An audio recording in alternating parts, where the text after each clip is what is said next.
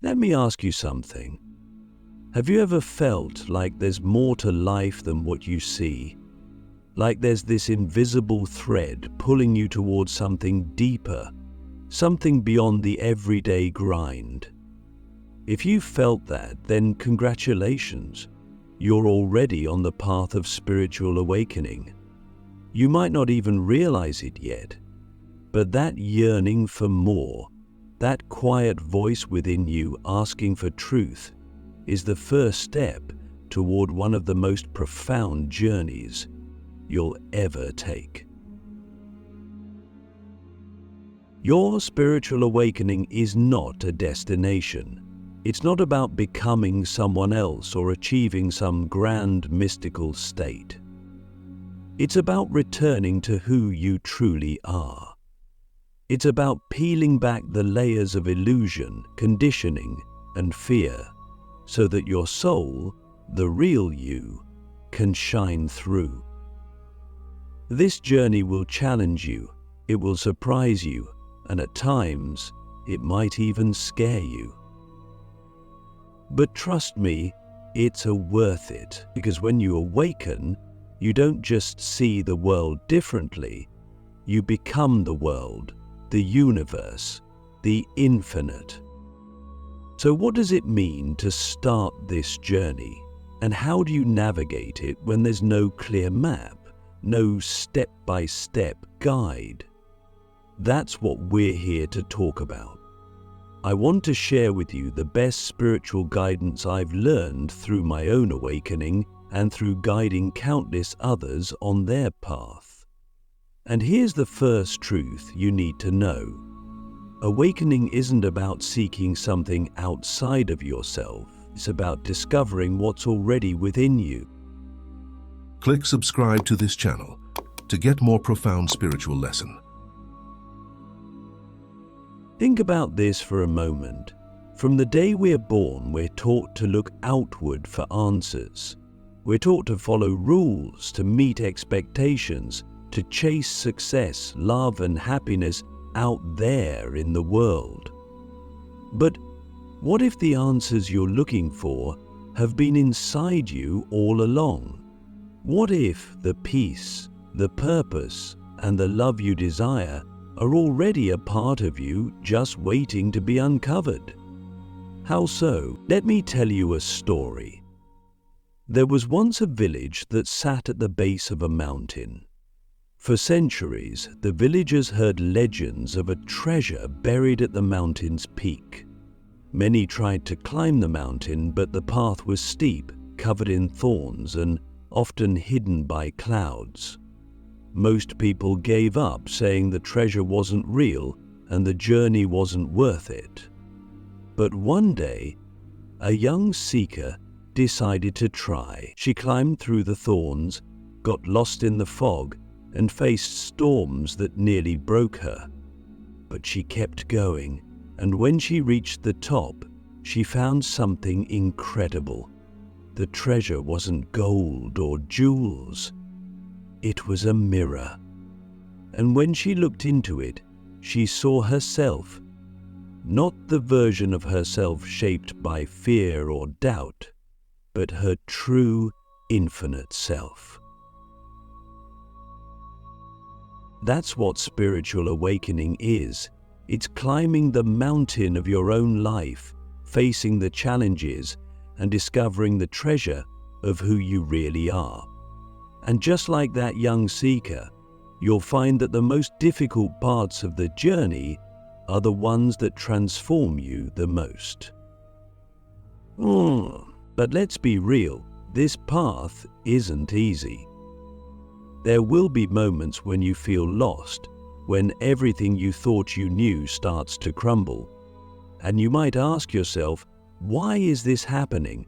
Why does awakening feel so hard? The answer is simple. For you to awaken, the old version of you, the one built on fear, ego, and illusion, has to fall away. Physical, emotional, conscious, and psychically reduced, depression is just that. It's piled away. And here's a question for you. What parts of yourself are you most afraid to let go of? Maybe it's an identity you've built, a career, a relationship, a belief system. Maybe it's the comfort of fitting in, of feeling like you're in control. These attachments can feel like safety, but often they're the very chains keeping you asleep. Awakening asks you to let go of those chains, to step into the unknown, and to trust that something greater is waiting for you on the other side. And trust me, it is. Because when you let go of what's not real, you make space for what is.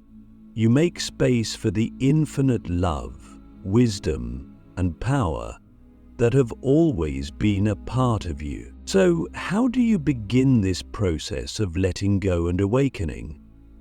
The first step is awareness. You can't change what you're not aware of. Start by observing your thoughts, your emotions, and your reactions. Ask yourself, am I acting from fear or love? Am I seeing the world through the lens of my ego or through the eyes of my soul? This simple practice of awareness can shift everything, because the moment you see your patterns, they lose their power over you. The next step is to cultivate stillness. In a world that's constantly pulling you outward, stillness is how you reconnect with your inner self. You don't have to meditate for hours or retreat to a mountaintop. Just take a few minutes each day to sit in silence, to breathe, and to listen. And when your mind starts to wander, don't judge it, just gently bring your focus back to your breath, back to the present moment. Let me ask you this. When was the last time you truly sat with yourself, without distractions, without a to-do list, without trying to fix anything? Most of us spend so much time running from ourselves that we forget how to just be. But stillness is where the magic happens. It's where you hear the whispers of your soul, where you reconnect with your inner guidance, and where you begin to remember who you really are. And as you cultivate stillness, you'll start to notice something incredible. Your outer world will begin to reflect your inner world. This is one of the great truths of awakening. Your reality is a mirror of your vibration. When you align with peace, love, and authenticity within yourself, you'll start to see those same qualities in the world around you. But here's the thing, awakening isn't a straight line, it's a spiral. You'll have moments of clarity and connection, and then you'll fall back into old patterns. You'll feel like you've taken 3 steps forward, only to take 2 steps back, and that's okay. Every step, every stumble is part of the process. So let me leave you with this question to ponder.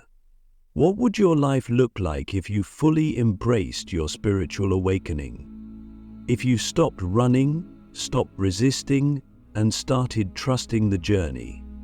Because the path of awakening isn't about perfection. It's about presence. It's about showing up for yourself, for your soul, and for the infinite possibilities waiting for you on the other side. As you continue your spiritual awakening journey, you'll inevitably encounter a powerful force that shapes the way you see the world: your ego. The ego is not your enemy, but it is a trickster, a master of illusion. It has been with you since childhood, creating a sense of identity, a sense of me versus them. And while it served a purpose, to protect, to define, to survive, it's also the very thing that keeps you trapped in a limited version of reality. Let me ask you this: who do you think you are? No, really. Pause for a moment and answer that question. Are you your name, your job, your body, your relationships, your achievements?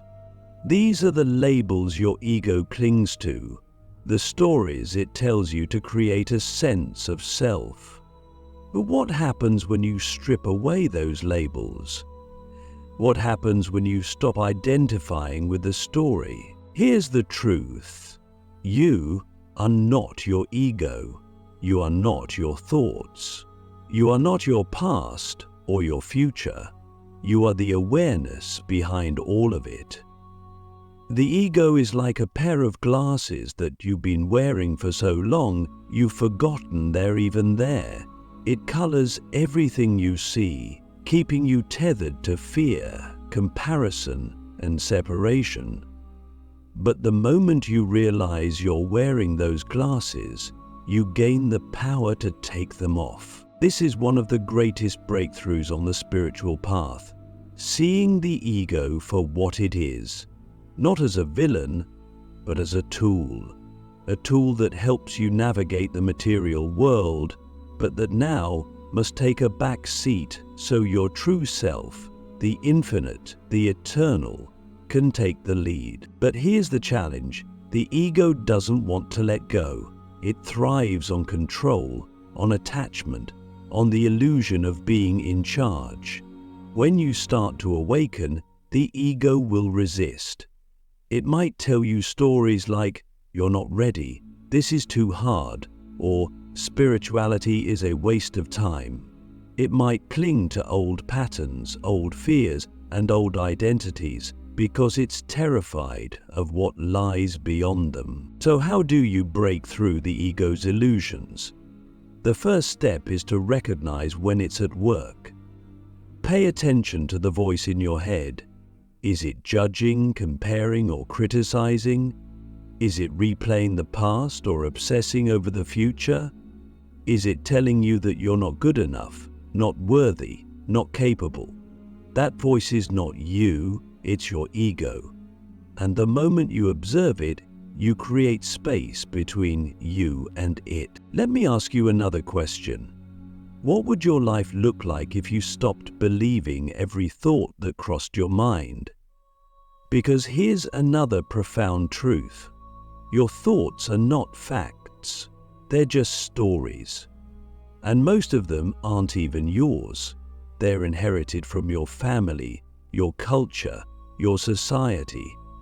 They're the programs your ego runs on autopilot, keeping you in a loop of fear and limitation. The second step to breaking through the ego is to practice detachment. This doesn't mean you stop caring or become indifferent. It means you stop identifying with the things your ego clings to. For example, if your ego is attached to success, ask yourself, who am I if I fail? If it's attached to a relationship, ask, who am I if this person leaves? If it's attached to a belief, ask, what if this belief isn't true? These questions can feel uncomfortable because they challenge the ego's foundation. But discomfort is where growth happens. Every time you detach from an identity, a belief, or a fear, you step closer to your true self. You begin to see that you are not the roles you play or the masks you wear.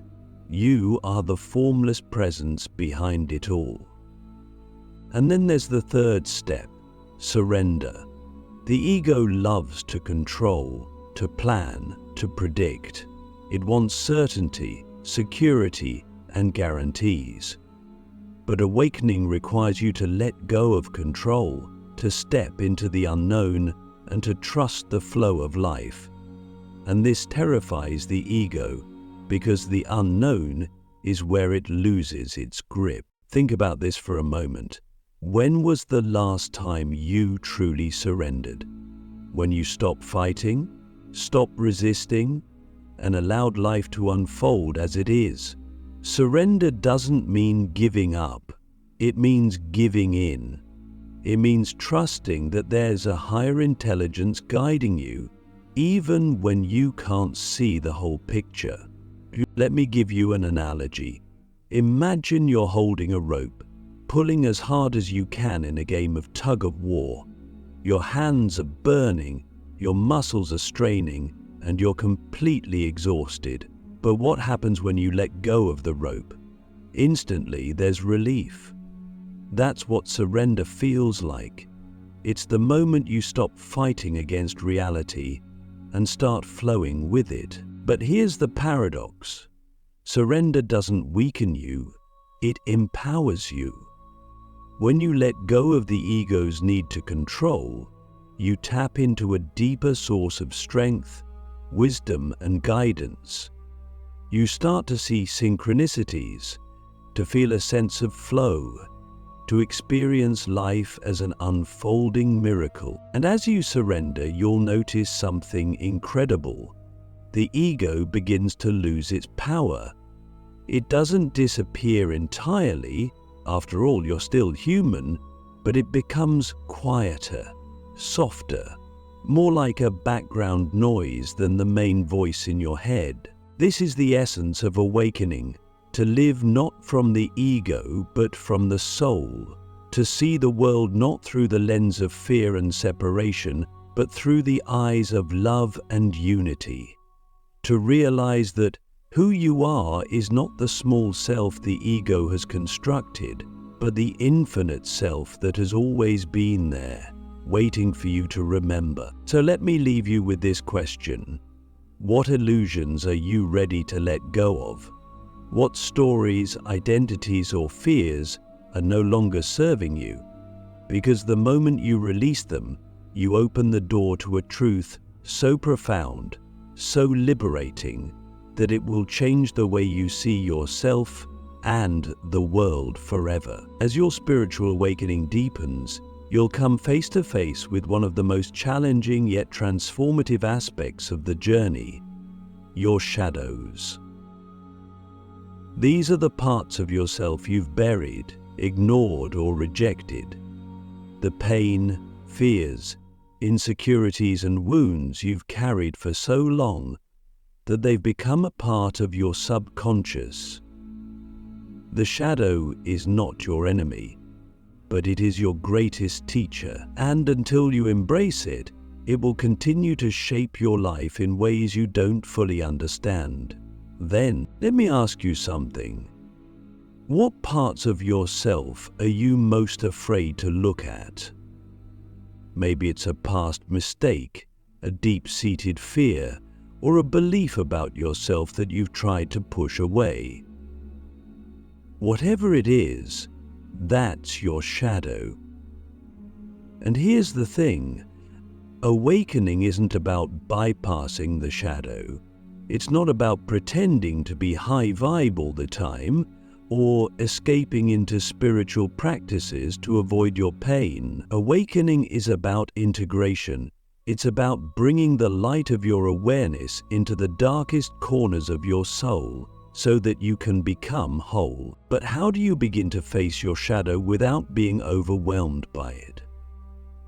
The first step is to recognize that your pain is not your enemy. In fact, it's a doorway. Every fear, every wound, every uncomfortable emotion is a doorway leading you back to yourself. When you stop resisting your pain and start listening to it, you'll find that it holds the key to your healing. Let's talk about fear for a moment. Fear is one of the most powerful forces in the shadow, and it's also one of the most misunderstood. Most of us spend our lives running from fear, avoiding it at all costs. But have you ever stopped to ask yourself, what am I really afraid of? Not just on the surface, but at the deepest level, fear often points to a belief we hold about ourselves or the world. For example, the fear of failure might point to a belief that you're not good enough. The fear of rejection might point to a belief that you're not lovable. When you start to question these beliefs, you'll discover that they're not the truth. They're just stories your ego created to protect you. Here's a practice you can try. The next time fear arises, instead of running from it, sit with it.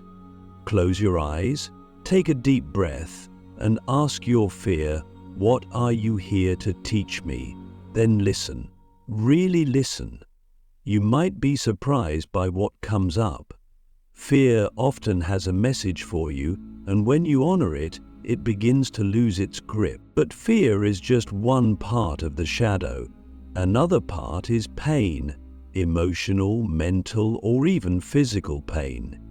Pain is the body's way of communicating with you, and like fear, it has something to teach you. The problem is, most of us are so conditioned to avoid pain that we never stop to ask, what is this pain trying to show me? Think about this. What pain are you carrying right now? Maybe it's the pain of a broken relationship, the pain of feeling unworthy, or the pain of a deep loss. Whatever it is, I want you to know this. Your pain is not a punishment. It's an invitation to go deeper, to heal, and to transform. Let me tell you a story. There's a Japanese art form called kintsugi, where broken pottery is repaired with gold. Instead of hiding the cracks, the artist highlights them, making the object even more beautiful than it was before. This is what happens when you embrace your shadow and transform your pain into power. Your cracks, your wounds, become the very thing that makes you whole. But transformation doesn't happen overnight. It requires patience, courage, and a willingness to feel. This is where many people struggle, because feeling the depth of your emotions can be uncomfortable, even overwhelming. But here's the truth: what you resist persists. The more you avoid your pain, the more it controls you. But when you allow yourself to feel it fully, without judgment, something incredible happens. It begins to move. Energy that was once stuck starts to flow again. The pain that once felt like a weight begins to dissolve. One of the most powerful tools for working with your shadow is self-compassion. The journey of awakening isn't about being perfect. It's about being real. And being real means embracing every part of yourself, even the messy, imperfect parts. So the next time you catch yourself judging your shadow, ask yourself, can I meet this part of me with love instead of resistance? Compassion doesn't mean excusing harmful behavior or ignoring the need for growth. It means creating a safe space within yourself where healing can happen. It means saying, I see you, I hear you, and I love you, even in your pain. Another important tool is forgiveness, both for yourself and for others. Let me ask you this: who or what are you still holding on to? Maybe it's anger towards someone who hurt you, or guilt over something you did. Whatever it is, holding on to that pain is like drinking poison and expecting the other person to suffer. Forgiveness is not about condoning what happened. It's about freeing yourself from the weight of it. When you forgive, you're not saying what you did was okay. You're saying, I choose to release this pain so I can move forward. And that release is one of the most liberating gifts you can give yourself. Here's a practice to try. Close your eyes and visualize the person or situation you're holding on to. Imagine a golden light surrounding them, filling them with love and peace.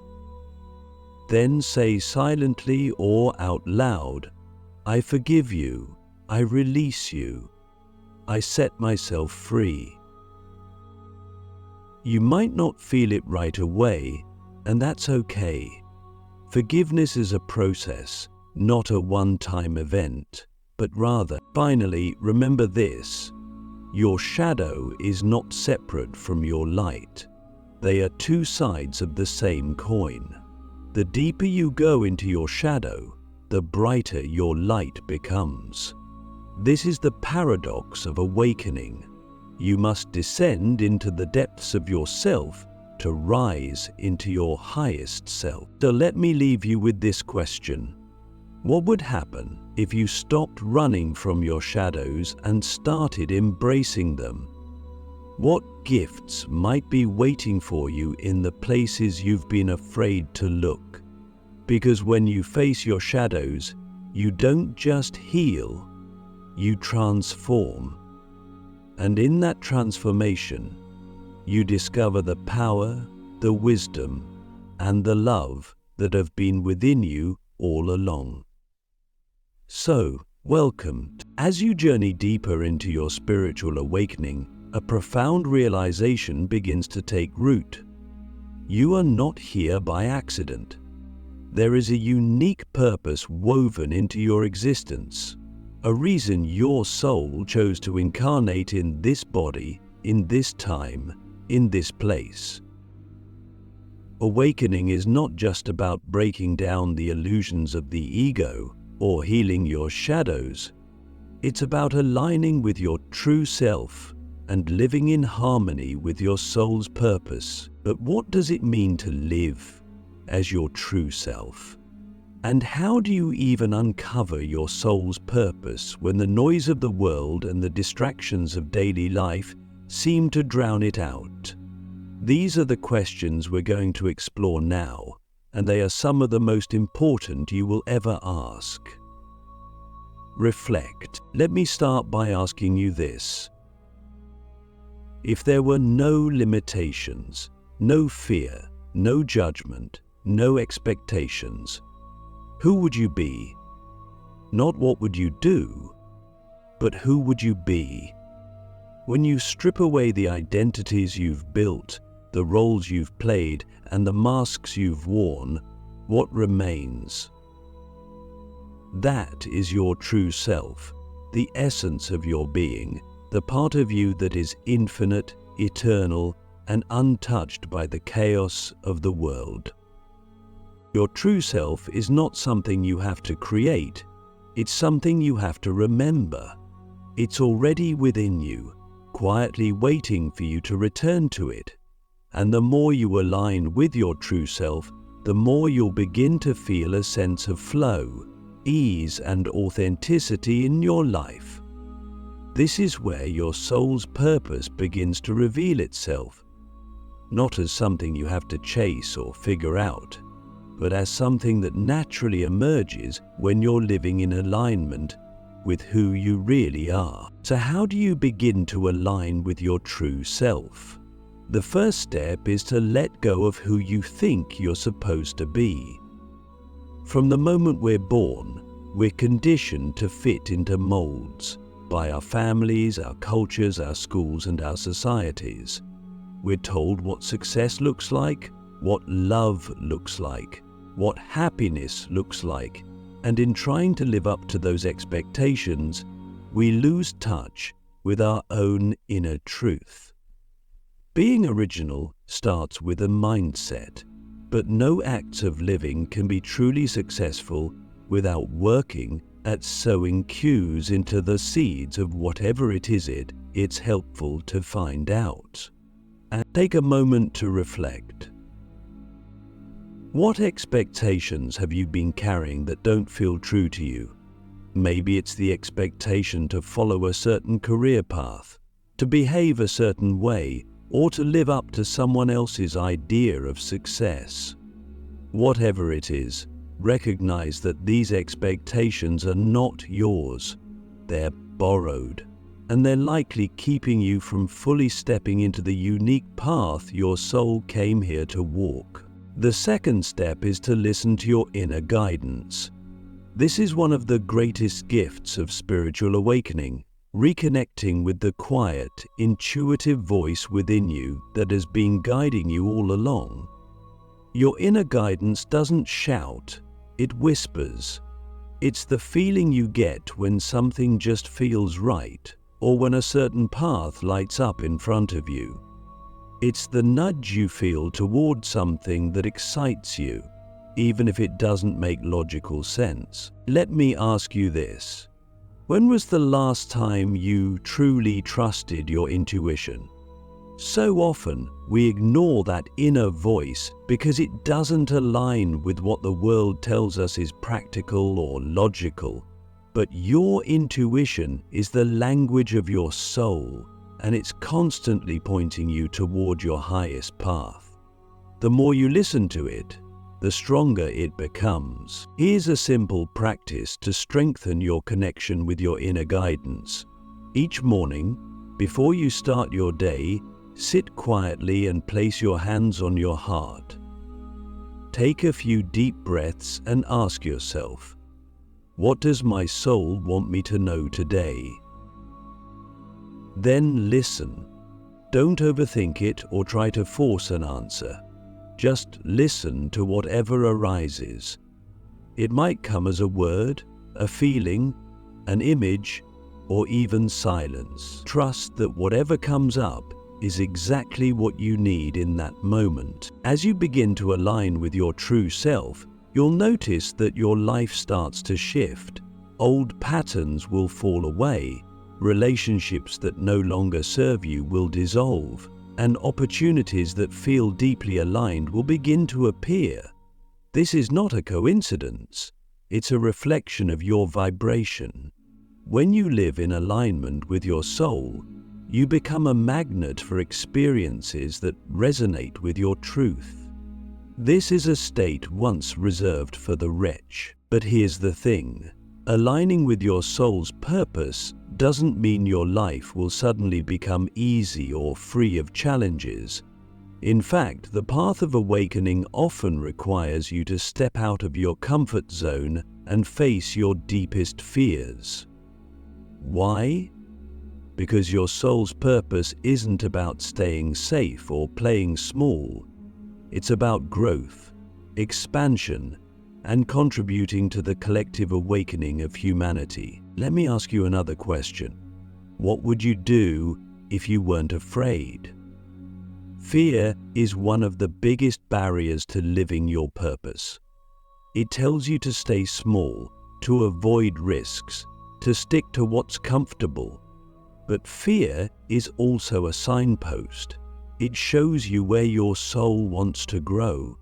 The very thing you're most afraid of is often the thing you're being called to face, because on the other side of that fear is your freedom. One of the most powerful ways to move through fear is to take inspired action. This is different from the kind of action that comes from forcing or pushing yourself. Inspired action is aligned with your intuition and your heart. It's the kind of action that feels exciting, even if it's a little scary. It's the kind of action that lights you up, that makes you feel alive. For example, maybe you've always felt a nudge to start a creative project or to share your story with the world, but fear tells you, what if I fail? What if no one cares? Instead of letting that fear stop you, take one small step forward. Write the first page. Share your truth with one person. Every small step you take sends a signal to the universe that you're ready to align with your purpose. And the universe will respond in ways you can't even imagine. Guard again. Another important part of living your purpose is service. Your soul's purpose is never just about you. It's about how you can contribute to the greater good. This doesn't mean you have to change the whole world or take on some grand mission. It might simply mean showing up as your authentic self and sharing your unique gifts, however small they may seem. Let me ask you this. What gifts do you have to share with the world? Maybe it's your creativity, your compassion, your ability to listen, or your passion for a certain cause. Whatever it is, know that your gifts are needed. You are a piece of the puzzle, and the world cannot be whole without you. The next section transitions into forming a list. Finally, remember that living your soul's purpose is not a destination, it's a journey. It's not about reaching some final goal or achieving some perfect state. It's about allowing your life to be a continuous unfolding of your truth. It's about following the breadcrumbs of your intuition, trusting the process, and embracing the unknown. Because when you live as your true self, you're not just awakening, you're creating a ripple effect that inspires others to do the same. And that, my friend, is how we change the world, one soul at a time.